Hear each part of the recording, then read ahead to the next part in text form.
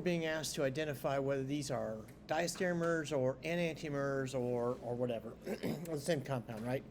So what I'm going to do is I'm going to look here and I'm going to say, well, this is probably a chiral carbon, or rather the chiral carbon will be right here.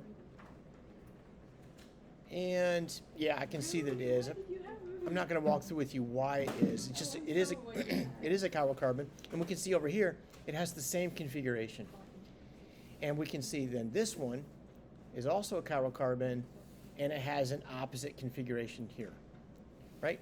So if this, for example, if this is an R and this is an S, then this would be R, and this would also be R, right? And so this is a diastereomer. Let's go look at another one. Okay, maybe Dr. O'Halloran has just given us systems that have two chiral carbons. That's great. So this appears to have the opposite configuration of that, and this one appears to have the opposite configuration of that. So if they're both opposites, then these are mirror images of each other, and thus enantiomers. Here, okay, all right. Looks like we only have one chiral carbon here. And if this is the only chiral carbon, well, these, oh, this is tricky. Oh, you bad boy. Look at that. He turned it around on us. That is bad, bad, bad. Look at that. Very clever. So probably the best way to do this is to decide if it's R or S. But we are going to find, I think, that when we do this, we're going to find that these are the same thing. Very clever.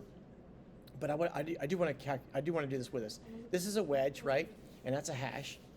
So maybe I guess I could just rotate it and prove it's the same thing. If I rotate about that bond right there, it's going to look like that, right?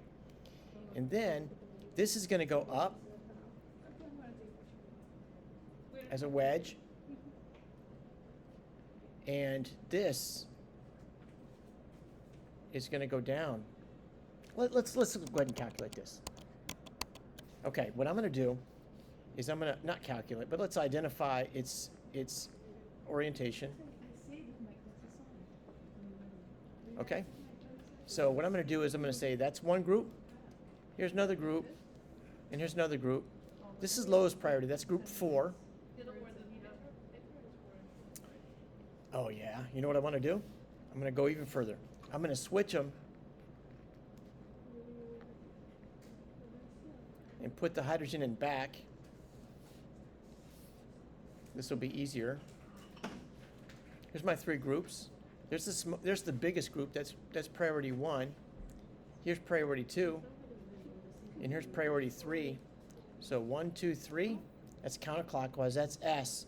Therefore, this must be R. This is R. Now let's do the same thing over here. Hydrogen's already in the back.